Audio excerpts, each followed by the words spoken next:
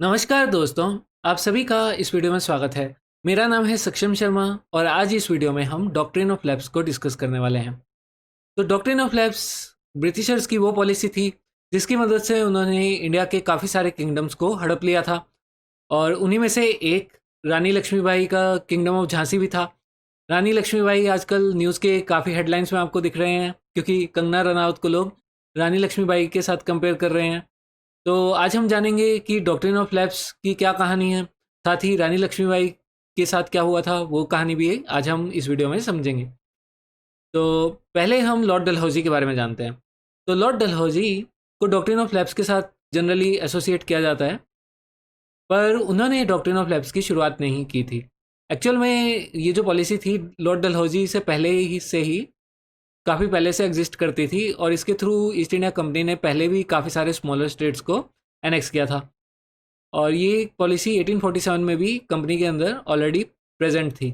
लेकिन हाँ, ये बात ज़रूर है कि लॉर्ड डलहौजी ने इस पॉलिसी को काफ़ी एक्सटेंसिवली यूज़ किया क्योंकि लॉर्ड डलहौजी का मानना था कि जो वेस्टर्न सिविलाइजेशन है वो इंडियंस के कल्चर से काफ़ी सुपीरियर है और वो चाहते थे और वो ये मानते थे कि जो ब्रिटिश एडमिनिस्ट्रेटिव सिस्टम है वो भारतीयों के लिए ज़्यादा फ़ायदेमंद है। तो उन्होंने इसके चलते काफ़ी सारे इंडियन स्टेट्स को एनेक्स कर लिया और लॉर्ड डलहौजी के ऊपर एक डिटेल वीडियो मैंने अलग से बनाया हुआ है। अगर लॉर्ड डलहौजी के बारे में आपको और ज़्यादा डिटेल में जानना है तो आप उस वीडियो को देख सकते हैं। तो अब हम आते हैं इंडियन प्रिंसली स्टेट्स के अंदर उस समय क्या प्रथा चल रही थी, पहले वो भी जान लेते हैं। तो उस समय क्या होता था कि इंडिया के अंदर जो राजा होते थे उनके अगर खुद का बेटा नहीं होता था या फिर उनका जो खुद का बेटा था वो गद्दार निकलता था, यानी कि वो उनकी खुद का बेटा उनकी हत्या करने की कोशिश करता था, तो इसके चलते उसे गद्दी से बेदखल कर देते थे। तो ऐसे में क्या होता था, वो अपना एक अलग से उत्तराधिकारी चुनते थे। इसके लिए वो काफ़ी यंग एज से काफ़ी सारे पूल ऑफ कैंडिडेट्स को ट्रेन करते थे जिनको काफ़ी यंग एज से किया जाता था गद्दी पे बैठने के लिए और इनको कहा जाता था भयत्स। तो अब अगर राजा का खुद का उत्तराधिकारी नहीं हुआ तो इनमें से एक सक्सेसर सिलेक्ट कर लिया जाता था और मान लो अगर राजा की डेथ हो गई सक्सेसर को सिलेक्ट करने से पहले, तो राजा की जो एक मेन विधवा होएगी वो इस सक्सेसर को सिलेक्ट कर लेगी और उसके बाद वो साथ ही गद्दी पे बैठ जाएगा और ये जो सक्सेसर बनेगा ये उसके बाद अपनी ओरिजिनल बर्थ फैमिली से सारे टाइज को तोड़ लिया करता था। अब हम आते हैं डॉक्ट्रिन ऑफ लैप्स पे। तो डॉक्ट्रिन ऑफ लैप्स के बारे में जानने के लिए हमें एक और चीज़ जानने की ज़रूरत है। इस समय भारत के अंदर तीन तरह के प्रिंसली स्टेट थे। एक तो थे इंडिपेंडेंट प्रिंसली स्टेट, इनका ईस्ट इंडिया कंपनी से कुछ लेना देना नहीं था, और दूसरे थे डिपेंडेंट प्रिंसली स्टेट। ये ईस्ट इंडिया कंपनी से युद्ध में हार चुके थे और इनके ऊपर जो राजा या नवाब बैठा होता था वो बेसिकली ईस्ट इंडिया कंपनी के हाथ की एक कठपुतली होता था। और तीसरे थे प्रोटेक्टोरेट स्टेट्स, जिन्होंने अपने गले में खुद फंदा ईस्ट इंडिया कंपनी का फंदा लगा लिया था, यानी कि इन्होंने ईस्ट इंडिया कंपनी के साथ सब्सिडरी अलायंस साइन कर लिया था। अब सब्सिडरी अलायंस की वीडियो भी मैंने अलग से अपने चैनल पे अपलोड कर रखी है।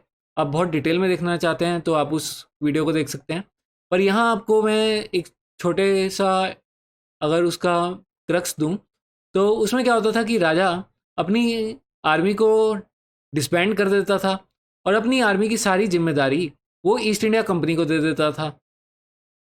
वो इसके बदले ईस्ट इंडिया कंपनी को काफ़ी सारे पैसे देता था, बदले में ईस्ट इंडिया कंपनी उनकी सिक्योरिटी की जिम्मेदारी देती थी और उनको अपनी आर्मी प्रोवाइड करती थी। तो बेसिकली वो भी नाम का ही राजा रह गया क्योंकि सारी जो आर्मी है वो तो ईस्ट इंडिया कंपनी के हाथ में है, तो सारा कंट्रोल ईस्ट इंडिया कंपनी के हाथ में था। तो पहले जो इंडिपेंडेंट स्टेट थे इनका तो ईस्ट इंडिया कंपनी से कुछ लेना देना ही नहीं था, तो ये तो डॉक्ट्रिन ऑफ लैप्स के चक्कर में नहीं आए। अब आते हैं डिपेंडेंट प्रिंसली स्टेट जो कि ईस्ट इंडिया कंपनी से युद्ध में हार चुके थे। तो इनके ऊपर डॉक्ट्रिन ऑफ लैप्स में इनका जो सक्सेसर होता था उसको गद्दी पे बैठने नहीं दिया जाता था और उसके बाद ये डायरेक्टली अनेक्स कर लिया जाते थे अगर इनका राजा का अपना बेटा नहीं हुआ तो। उसके बाद आते हैं प्रोटेक्टोरेट प्रिंसली स्टेट में। प्रोटेक्टोरेट प्रिंसली स्टेट के जो केस में ये होता था कि अगर मान लो इनके राजा अपना सक्सेसर नहीं चुन पाया, मतलब उनका खुद का बेटा नहीं हुआ, तो ऐसे केस में ईस्ट इंडिया कंपनी के पास पावर आ जाती थी कि वो उसके अडॉप्ट किए हुए बेटे को गद्दी पे बैठने देंगे या नहीं। और ऐसे केसेस में भी ज़्यादातर वो रिजेक्शन ही होती थी और ईस्ट इंडिया कंपनी उस स्टेट को एनेक्स कर लेती थी। तो इसके कारण इंडियन रूलर्स की काफ़ी लंबे समय से चलती आती अथॉरिटी को इन्होंने चैलेंज कर दिया और काफ़ी सारे स्टेट्स इसके अंदर एनेक्स कर लिए गए। अब जो अडॉप्ट किया हुआ सन था उसके सिर्फ राइट उनके फादर की पर्सनल प्रॉपर्टी पर ही रह गए। उनको ना ही कोई पेंशन मिलेगी और ना ही उन्हें गद्दी पे बैठने दिया जाएगा। अब यहाँ पर लिस्ट देख लेते हैं। ये सारे जो स्टेट्स थे ये डलहौजी के समय पे ही अनेक्स हुए थे।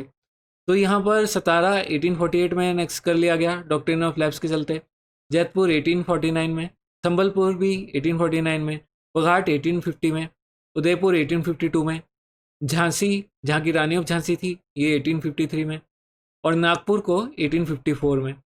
और साथ ही अवध को भी अनेक्स कर लिया गया था 1856 में मिस गवर्नेंस के चार्ज पर। यहाँ पर राजा का उत्तराधिकारी तो था, उसको उत्तराधिकारी की कोई कमी नहीं थी, इसलिए डॉक्ट्रिन ऑफ लैप्स के अंदर नहीं आता, पर इसको मिस गवर्नेंस के चार्ज पर ईस्ट इंडिया कंपनी ने अनेक्स कर लिया था। और इन सब स्टेट्स को अनेक्स करना ही 1857 के विद्रोह का मेन कारण बने।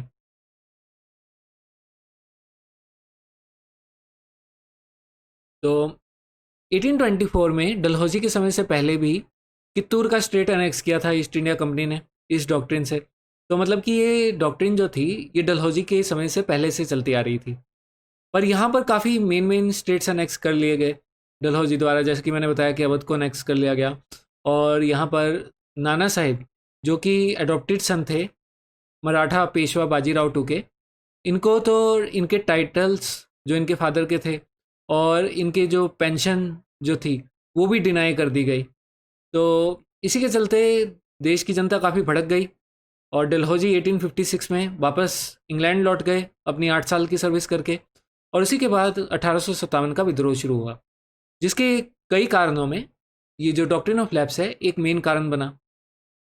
और यहाँ पर मैंने बोला था कि रानी ऑफ झांसी के बारे में बात की थी, इनके साथ भी यही हुआ था। इनके जो हस्बैंड थे उनकी डेथ हो गई, उसके बाद उनका जो अडॉप्टेड सन था उसे गद्दी पे बैठने से ईस्ट इंडिया कंपनी ने मना कर दिया। मतलब कि उन्होंने झांसी का जो प्रोविंस था उसे अनेक्स कर लिया, प्रिंसली स्टेट को अनेक्स कर लिया। तो इसी के चलते रानी ऑफ झांसी भी ईस्ट इंडिया कंपनी की दुश्मन बन गई। तो ये थी कहानी डॉक्ट्रिन ऑफ लैप्स की। उम्मीद है आपको ये वीडियो पसंद आया होगा, और अगर आपको वीडियो अच्छा लगा है तो लाइक और सब्सक्राइब करना मत भूलिएगा। धन्यवाद। Have a nice day.